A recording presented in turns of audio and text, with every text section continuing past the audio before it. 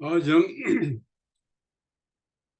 حضرت صلی اللہ علیہ وسلم کے زمانے کے کچھ باتیں کر لیتے ہیں۔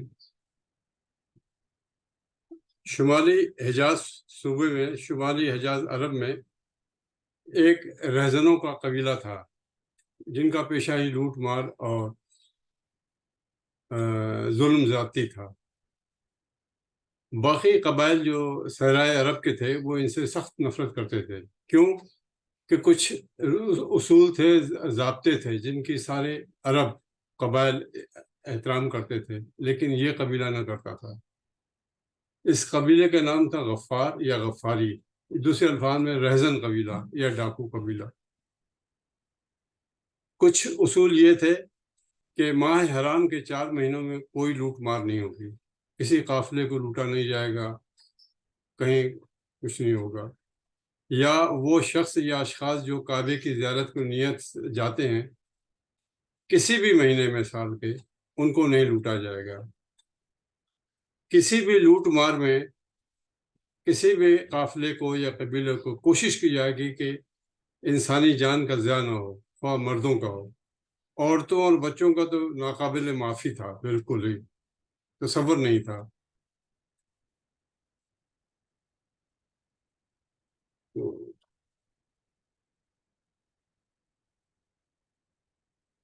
اس طرح یہ 3-4 نیم تھے، اصول تھے جن کی ہر قبیلہ پابندی کرتا تھا، سوائے اس قبیلے غفار کے، جس سے بقایا عرب بڑی نفرت کرتے تھے، کیونکہ یہ کسی بھی چیز کو نہیں مانتے تھے۔ یہ حرام مہینوں میں بھی لوٹ کر مار کرتے تھے۔ اس لیے اگر کوئی غفاری کسی جگہ کسی کو پتہ پڑ جائے غیر قبیلے میں تو وہ اسے فوراً ہی مار دیتے تھے اور جائز سمجھا جاتا تھا۔ غفاریوں سے اتنی نفرت کرتے تھے اہل عرب۔ تو اس ماحول میں ایک آدمی ہوتے ہیں ابو ذر غفاری، ان کو یہ چیز پسند نہیں ہوتی ہے، لوٹ مار کا پیشہ، لیکن چونکہ قبیلے کا یہ آبائی اور جدی پیشہ تھا، ان کو بھی کرنا پڑتا تھا۔ تو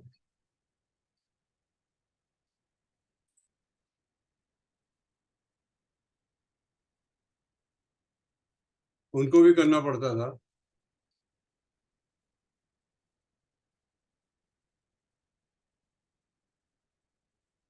تو اس صورتحال میں ایک دفعہ ان کے قبیلے نے کسی قافلے کو لوٹا۔ جب بات بڑھ گئی تو ہتھیار مردوں پہ اٹھ گئے، قتل ہونے لگے۔ جب عورتوں نے دیکھا تو شور کرنا شروع کر دیا، عورتیں بھی کچھ ماری گئیں۔ بچے ماؤں کے سینوں سے بلک بلک کر رو رہے تھے، عورتیں آہوزاری کر رہی تھیں۔ یہ آپ کے دل پہ بہت اثر ہوا، برا ہوا۔ اس دن قافلے کے لوٹنے کے بعد آپ اپنے قافلے سے، اپنے قبیلے سے بیزار ہو گئے۔ آپ نے قبیلہ ترک کرنے کا اعلان کیا، اپنی ماں کو لیا، چھوٹے بھائی کو لیا، سفر کرتے ہوئے ماں کے میکے میں پہنچے، یعنی اپنی ننیال میں پہنچے، ماں اور چھوٹے بھائی کو وہاں چھوڑا، اور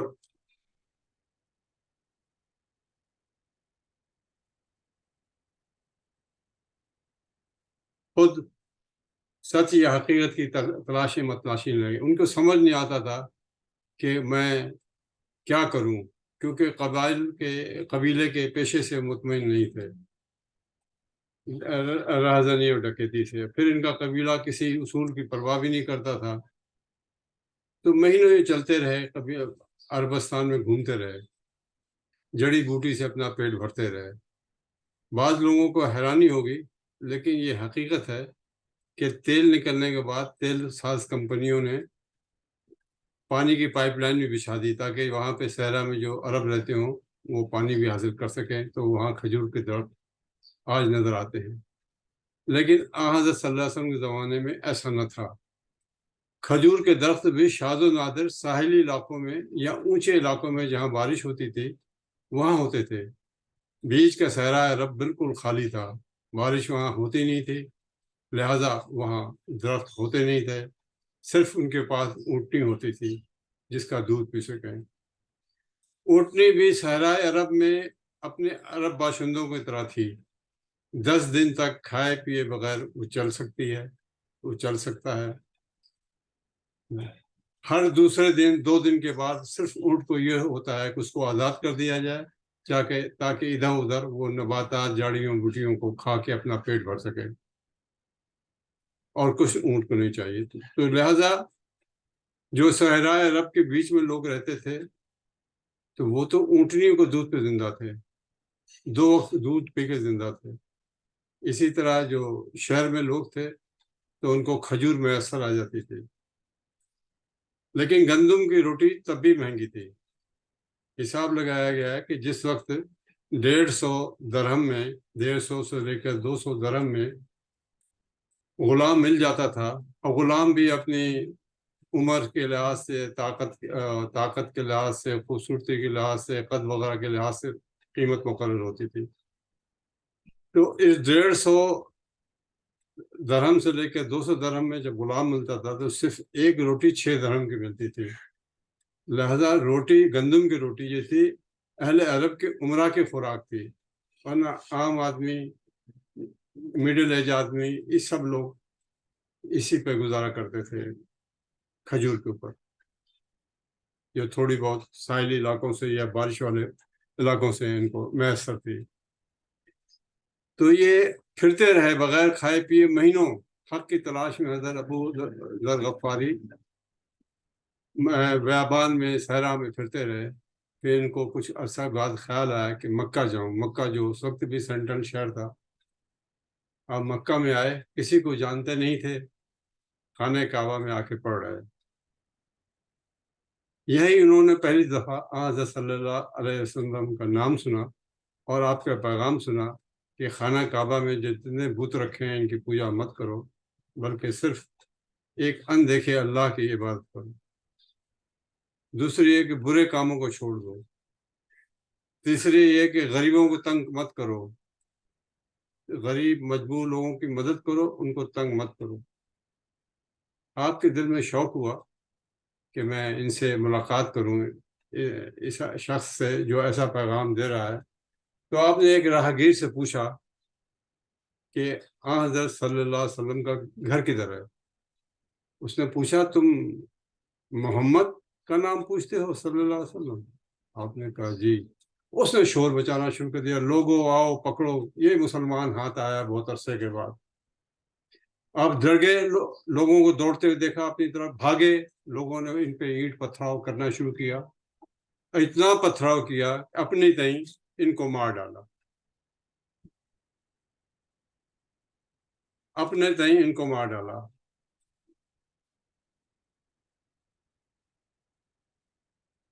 صحرا عرب کی نشانی کہ ساحلی علاقوں میں کھجور وغیرہ مل جاتے تھے، درخت وغیرہ، یا اونچے علاقوں میں جہاں بارش کا پانی ہوتا تھا، لیکن اس کا جو سینٹرل علاقہ تھا وہ کھجور کے درخت وہاں بھی نہیں تھے۔ یہاں کے باشندے صرف اونٹنی کے پانی پہ، اونٹنی کے دودھ پہ زندہ تھے، اور شہری علاقے جو تھے جہاں کھجور تھی، کھجور اور گندم کا آٹا مل جاتا تھا، لیکن گندم کا آٹا صرف عمرہ کے لیے تھا جو افورڈ کر سکتے تھے۔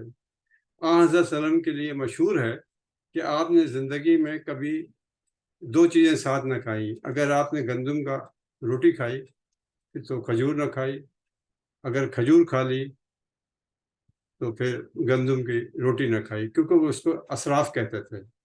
حضرت صلی اللہ علیہ وسلم اسراف کہتے تھے۔ ایک اور چیز تھی کہ گندم کے آٹے میں اگر مسور کی دال مل کے پکا لی جائے تو اس کو حلیم جیسی بن جاتی تھی، مزیدار۔ اگر وہ کھا لیتے تھے پھر دونوں چیزیں، روٹی اور کھجور نہ کھاتے تھے، کیونکہ وہ اس کو اسراف سمجھتے تھے۔ تو لوگوں نے مارنا پیٹنا شروع کر دیا۔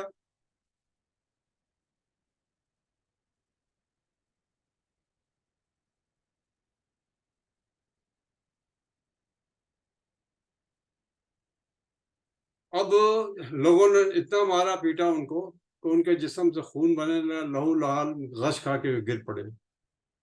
مارنے والے کفار نے سمجھا کہ شاید وہ مر گئے ہیں، وہ چھوڑ کے چلے گئے۔ رات کے اندھیرے میں 2 اشخاص آئے, انہوں نے آپ کو اٹھایا اور گھر لے گئے. ان میں ایک حضرت ابو بکر رضی اللہ تعالیٰ عنہ تھے, خلیفہ دوئم, اور دوسرے ایک اور ان کے مددگار ساتھی تھے مسلمان.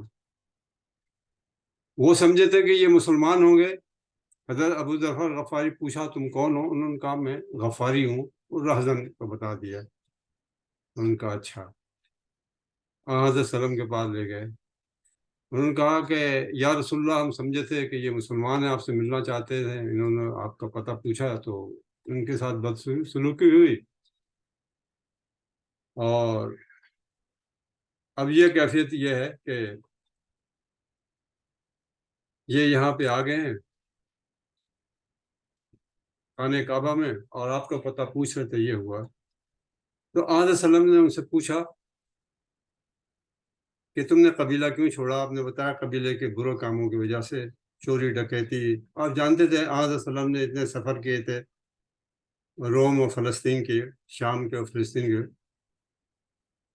کہ آپ ایک ایک قبیلے کے جغرافیہ, اس کی تاریخ سے واقف تھے. تو آپ نے کہا اچھا, تو پھر تم کہاں گئے؟ آپ نے بتایا کہ میں بیابان جنگل میں نکل گیا, میں حق سچ کی تلاش میں تھا. ماں اور چھوٹے بھائی کو تو اپنے ننیال میں چھوڑا, اور میں حق اور سچ کی تلاش میں نکلا ہوا تھا. مجھے سمجھ نہیں آ رہا تھا, مہینوں پھرتا رہا, پھر یہ خانہ کعبے میں آ گیا. حضرت سلم نے پوچھا تو کیا تمہارے پاس کچھ ذریعہ معاش ہے؟ ان کا کوئی ذریعہ معاش نہیں تھا. تو آپ نے دریافت کیا پھر تم نے کیسے خانہ کعبہ میں گزارا کیا؟ تو انہوں نے کہا کچھ نہیں, آب زمزم کا پانی پیتا رہا اور خانہ کعبہ میں پڑا رہا. تو آپ نے پوچھا کچھ کھایا پیا نہیں؟ بولا قطن کچھ کھایا پیا نہیں, کل میرا 30واں دن ہو چکا تھا مکہ آئے ہوئے, کچھ نہیں کھایا تھا. تو یہ بھی انسان, یہ فزیکل آج کی تحقیق شدہ بات ہے. کوئی بھی انسان کھائے بغیر گزارا کر سکتا ہے, بشرطے کہ اس کو کچھ نہ کچھ پانی ملتا رہے.